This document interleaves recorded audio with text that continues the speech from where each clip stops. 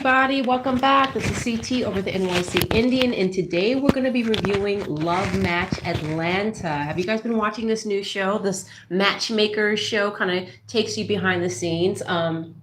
So we left off with last episode where it was the whole big debacle at, I get Joseph, is that the name of the guy, the male matchmaker? And he's at his event, and then the duo kind of like, basically are like, screw that, you stole my idea, you're going to sit up here and invite me to an event that you stole an idea from us about, and so we're going to announce our thing too. So they're both starting up universities, all right, matchmaker universities. Now, so now because he kicked them out on the last episode, he kicked out the duo and Shay and her friend. Now, they're on the outs. But she said she said that her and Shay and Joseph have had this back and forth relationship over the years. It's kind of like brother and sister. So now we get to see, who was it? Oh, so Shay meets with her friend for a workout. Now Shay wants to lose some weight. We saw some pictures of Shay back in the day. She was pretty skinny, and she's like, I want to lose weight in my thighs and in my boobs. And listen, I hear you, girl. Not everybody's trying to walk around with, everything. Anyway, listen, I totally understand where she's coming from. So, her friend shows up, and that was the matchmaker, I guess, that helped her introduce the bisexual guy to the sex vlogger. So that was interesting. And then let's see. So then we get to see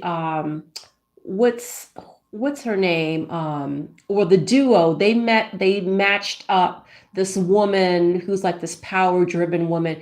Let me tell you something, her skin was fantastic.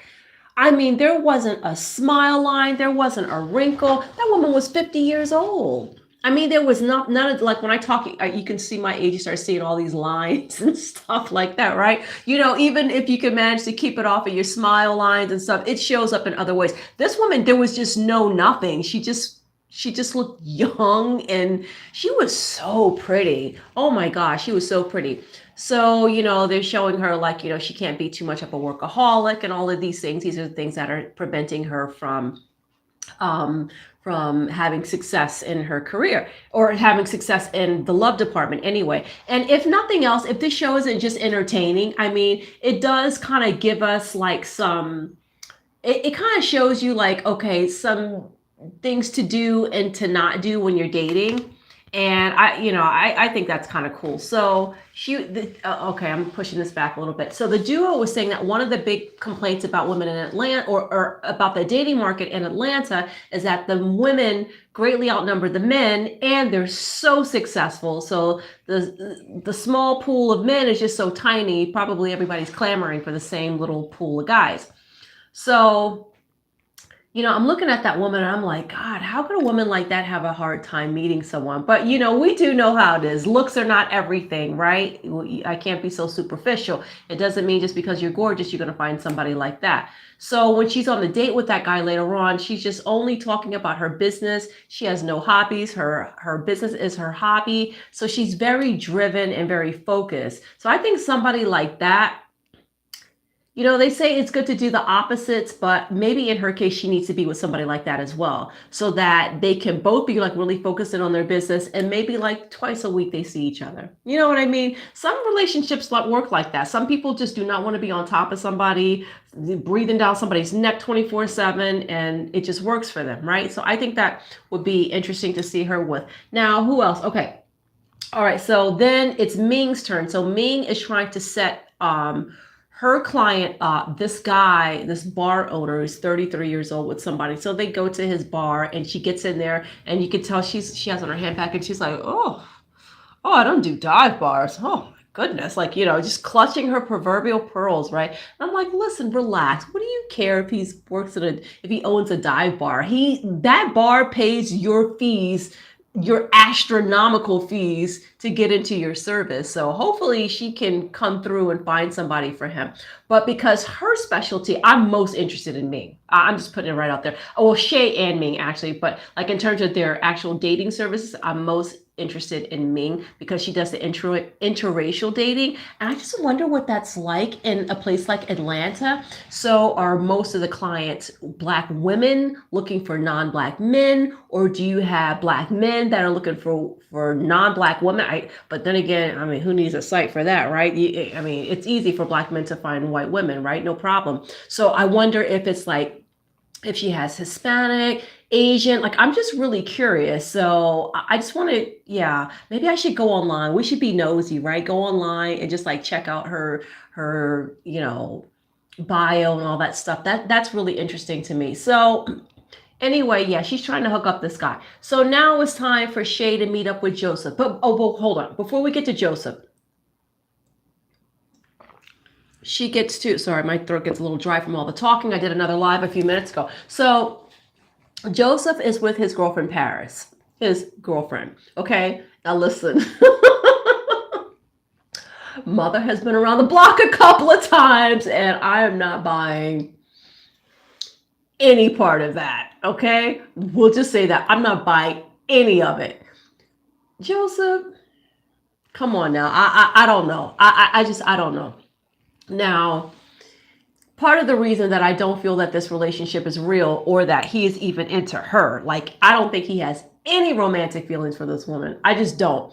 Now, could be wrong, but from what I'm reading off of the screen, I'm not seeing any chemistry. That's like his BFF, somebody to go shopping. She probably goes shopping and like he takes her with him and they hang out and like, she goes to the makeup counter. He tells her what's a good shade to wear. Like he's very high maintenance. He's very well groomed without being like over the top, like he's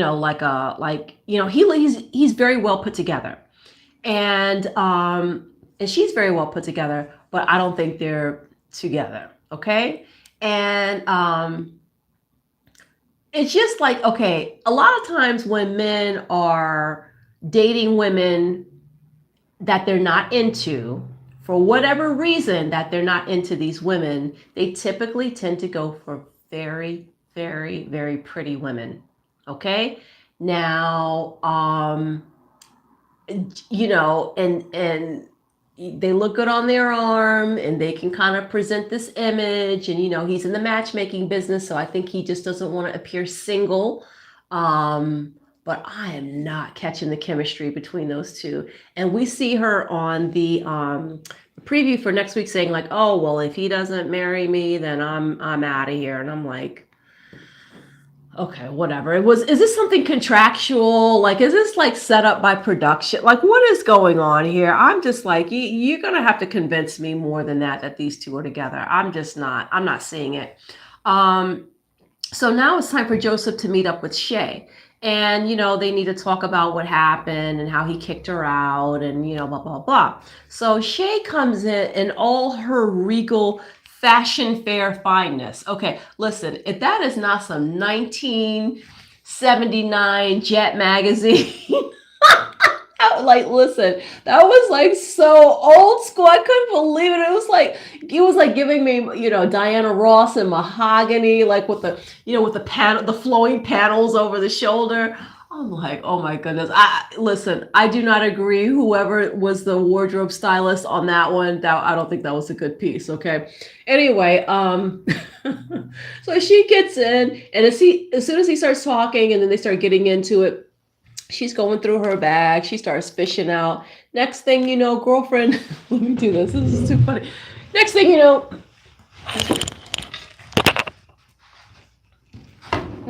she's whipping out her bundle of sage. I always have sage here in the house, right? And she's just like, yeah, well, I don't know what you're talking about. Yeah, she's lighting it. She's like, yeah, well, you shouldn't have kicked us out. You don't know what we do. You don't know what we do. She said, I'm like, is she literally trying to smudge the restaurant? Okay, listen, I don't really get the whole saging thing because, in Native American practices, smudging is something, it's like a purifying, cleansing sort of thing, right? So, I mean, and, usually that's more a person who is from the culture and practices the culture. I'm just wondering, because I've noticed this trend over the past, like, maybe 5 years on reality shows and stuff like that. People are always burning sage. I'm like, why are they doing that? Like, especially if you come from a different spiritual or religious background. I mean, I don't know. Anyway, I just thought that was too funny. The Sage. And I'm like, what kind of little production buildup was this? Because I mean, obviously this had to be totally set up from production, right? Because I mean, come on, who's going to let you just burn, a plant in the middle of a restaurant? So he's upset, he storms off, and then he comes back in, he pays the check, and he throws the check across the counter. It was a whole production. So now let's get down to some meat and potatoes, okay? So, our lovely Shay is very, very single, and it looks like she's ready to mingle. So, she goes to the duo to get set up. Oh, I love this. I love this because it's very hard, it seems like, to match a matchmaker. And the duo is like, they're more concerned with, like, is she trying to come in, or at least the other one. I forget what are their names? The one with the blonde hair. Okay, her partner. So the one, she has big eyes. So the one with the big eyes, she says like, oh, I don't want her to steal, because basically they don't want to go through the same thing that they went through with Joseph, right? Him taking an idea and trying to repackage and present it to them, right? Like it's something new. So, but the one with the blonde hair is like, you know what? I think she's sincere, and I think we may be able to set her up with someone. And I'm excited. And I do want to see, again, because like I said, if this is the first time you're watching my video, Shay was on but she still has, it's called Middle Class Matchmaker, and it is on YouTube. And she used to do these little live studio call-in shows where she would match couples, and they would all be there at the studio, all at the table together, and she would be matching people and talking about what, different things that they like, or, giving advice, what to do on a date and things like that.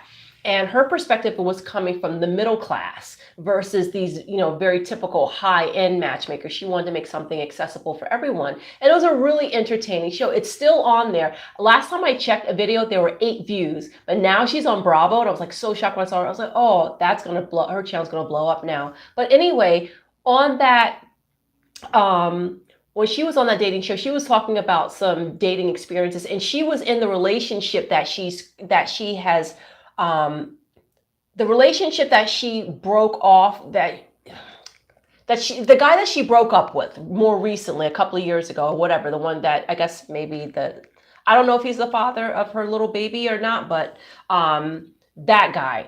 She was still together with this guy when she was doing that YouTube show. And she did mention, though, that she had dated interracially before. She had a white boyfriend, and she had a really good experience until he cheated on her. But she was very open to dating interracially. And seemed like she wanted to do it again, but she was in a relationship.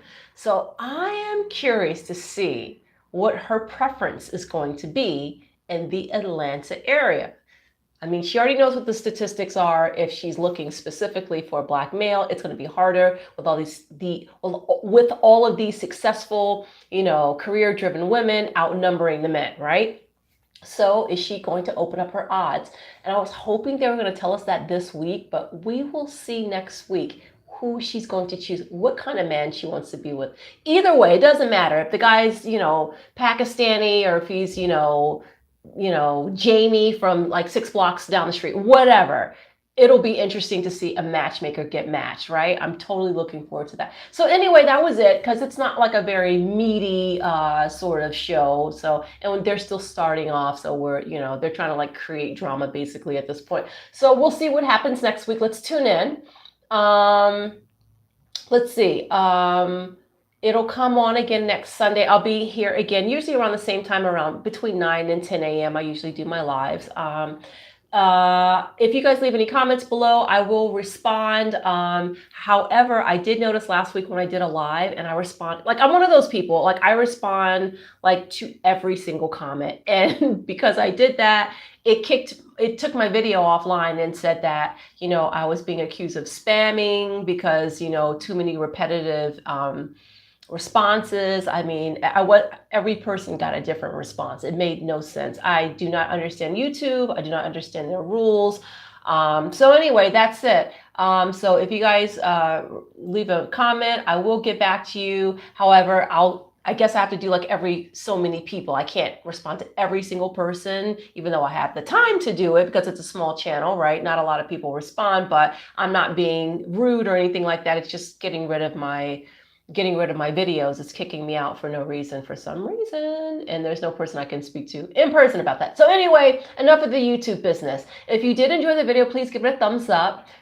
Please subscribe if you haven't. Turn on your notification bell so you know when I go live, and share the video if you have a friend that might like the video. Take care, stay safe, and Chepi Salacho. See you next week.